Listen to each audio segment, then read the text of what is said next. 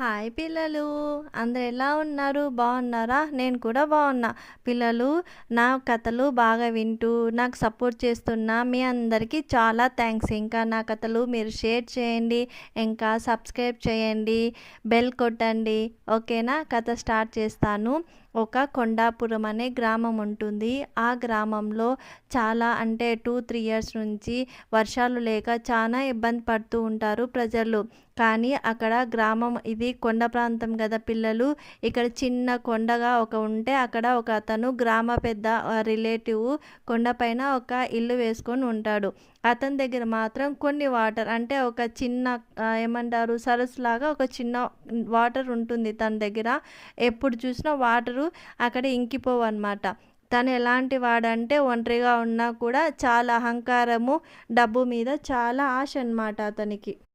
అతను ఏం చేస్తాడంటే ఆ వాటర్ని అందరికీ డబ్బులకి అమ్ముతూ డబ్బు సంపాదిస్తూ ఉంటాడు. వేరే పని ఏం చేస్తూ ఉండడు అనమాట. అతని పని అదిగా పెట్టుకుంటాడు. కానీ ఆ వాటర్ ఎక్కడి నుంచి వచ్చేది తనకు కూడా తెలియదు అనమాట. కానీ ఊర్లో అందరికీ చాలా అంటే చాలా తన మీద కోపం వస్తుంది. కానీ చేసేదేం లేక, నీళ్ళు లేక మనము ఎక్కువ రోజులు బతకలేం కదా పిల్లలు. అన్నమైనా ఒకరోజు తినుకుని ఉంటాం, కానీ వాటర్ లేకుండా ఒక 1 అవర్ కూడా ఉండలేం పిల్లలు. వాటర్ ఎంత తాగితే మన ఆరోగ్యానికి అంత మంచిగా ఉంటుంది పిల్లలు. మీరు కూడా వాటర్ బాగా తాగండి, ఓకేనా? ఇంకా కథలోకి వెళ్ళిపోదాం. తను ఏం చేశాడంటే ఆ వాటర్ అమ్ముతూ ఉంటాడు కదా, అందరినీ కొండపైకి ఎవరిని అలో చేయడు. తనే దగ్గరుండి వాళ్ళు నీళ్ళు పట్టించి వాళ్ళని పంపిస్తూ ఉంటాడు. ఎందుకంటే ఎవరైనా కనుక్కుంటే మళ్ళీ తన లాభం అంతా వెళ్ళిపోతుంది అనేసి తనకు భయం అన్నమాట. అది అలా ఉంటే ఇతనికి కొండ ఎక్కి ఒక డౌట్ వస్తుంది. అరే, ఈ వాటరు ఇంకా ఎక్కువ ఉంటే ఎక్కువ చేసుకుంటే నాకు డబ్బులు ఎక్కువ వస్తాయి కదా, ఇది ఎక్కడి నుంచి వస్తుందో కనిపెడతానని చెప్పేసి తను ఉన్న ప్లేస్ నుంచి ఇంకా కొంచెం పైకి ఎక్కి అంతా దూరం వెళ్తూ చూస్తూ ఉంటాడు. ఎక్కడన్నా వాటర్ ఉందా, ఒక నది ఏమన్నా ఉందా ఇక్కడ అని చూసుకుంటూ ఉంటాడు. ఎంత దూరం వెళ్ళినా ఇంకా రాత్రి అయ్యే టైం అవుతుంది, కానీ ఎక్కడ వాటర్ కనిపించదు అనమాట. ఇంకా చేసేదేం లేక సరే ఇక్కడ ఏం లేవు, నేను వెళ్ళిపోతాను, మళ్ళీ నాకు దారి కూడా సరిగ్గా కనపడదు అనుకుంటూ రిటర్న్ వస్తున్న సమయంలో తనకి వాటర్ సౌండ్ వస్తుందన్నమాట. ఇక్కడ ఏదో వాటర్ ఉంది అనేసి అటుగా వెళ్తాడు. వెళ్తే అక్కడ పెద్ద నదే ఉంటుందన్నమాట. నది ఉంటుంది, అటు సైడ్ కాలువలాగా ఉంటుంది, చాలా వాటర్ ఉన్నాయి. వామ్మో, ఇన్ని నీళ్ళు ఉన్నాయి ఇక్కడ, మేమేమో ఇక్కడ నీళ్ళు లేక ఎంత ఇబ్బంది పడుతున్నాం, ఈ వాటర్ అంతా తీసుకుంటే నాకెంతో డబ్బులు వస్తాయి, నేను ఈ ప్రపంచంలో చాలా ధనవంతుని అయిపోతాను అని ఆలోచిస్తూ ఉంటాడనమాట. ఆలోచిస్తూ ఉంటే అక్కడికి ఒక ఋషి వచ్చి అక్కడ నీళ్ళు తాగుతాడు. అది చూసి కొండయ్య అంటాడు, ఏ ముసలాయనా ఆగు, ఎందుకు నీళ్ళు తాగుతున్నావు? ఈ నీళ్ళు నావి, నేను కనిపెట్టాను కాబట్టి ఈ నీళ్ళు నావి, నువ్వు తాగకూడదు, నువ్వు తాగాలంటే నాకు డబ్బులు ఇచ్చి తాగు అంటాడు. అప్పుడు ఋషికి కోపం వస్తుంది. ఏంటి వాటర్ ఇవి దేవుడిచ్చినేటి, ఎవరైనా ఉచితంగానే తాగుతారు, వాటర్ తాగడానికి నీకు డబ్బులు ఎందుకు ఇవ్వాలి అని అడుగుతాడనమాట.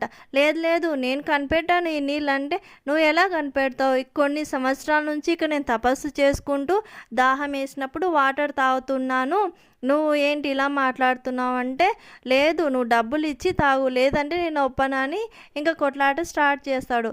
ఇంకా ఈ ఋషికి చాలా కోపం వచ్చి, లేదు ఉండు, నీకు ఇట్లా కాదని చెప్పి తన దగ్గర ఉన్న మంత్రశక్తితో తనకి శాపం ఇస్తాడు అనమాట. నువ్వు రాక్షసి అయిపో, అప్పుడు తెలుస్తుందని చెప్తాడు. వెంటనే ఆ కొండయ్య రాక్షసి అయిపోతాడనమాట. అయిపోయి ఇంకా చాలా భయపడతాడు.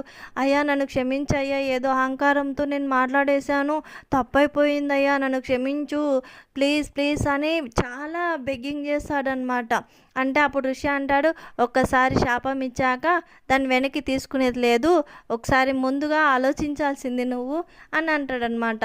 లేదయ్యా, తప్పైపోయిందయ్యా, నీ కాలు ముక్తానయ్యా, ప్లీజ్ అయ్యా అంటే అప్పుడు చెప్తాడు, సరే అయితే నీ శాపం ఎట్లా విమోచనం అవుతుందంటే, మంచి బుద్ధి ఉన్న ఒక అమ్మాయి, అందరికీ సహాయం చేసే అమ్మాయి వచ్చి తన చేతితో నీకు నీళ్ళు తాపిస్తే నీకు శాప విమోచనం అవుతుంది, అంతవరకు నీవు ఇలానే ఉంటావు. ఇంకా ఒకటి ఏంటంటే, నేను చెప్పిన మాటలని నువ్వు మర్చిపోతావు, ఇంకా ఇక్కడే ఉంటావు, ఈ నది దగ్గరనే ఉంటావు, ఇదే నీ శిక్ష అని చెప్తాడనమాట. ఇంకా చేసేదేం లేక ఇంకా అతడు ఆ చెట్టు కింద నీళ్ళ దగ్గర ఉంటాడు. ఎవరైనా బై మిస్టేక్‌లో అక్కడొచ్చి వాటర్ తాగినా వాళ్ళని తాగనీయకుండా భయపెట్టి అందరిని పంపిస్తూ ఉంటాడనమాట పిల్లలు. కథ నచ్చిందా? నెక్స్ట్ ఎపిసోడ్‌లో ఇంకా ఏం జరిగిందో తెలుసుకుందాం పిల్లలు. ఆ కొండయ్య అలాగే ఉంటాడా? లేకపోతే మనిషిగా మారిపోతాడా? నెక్స్ట్ ఎపిసోడ్‌లో చెప్తాను. ఓకేనా? Bye bye.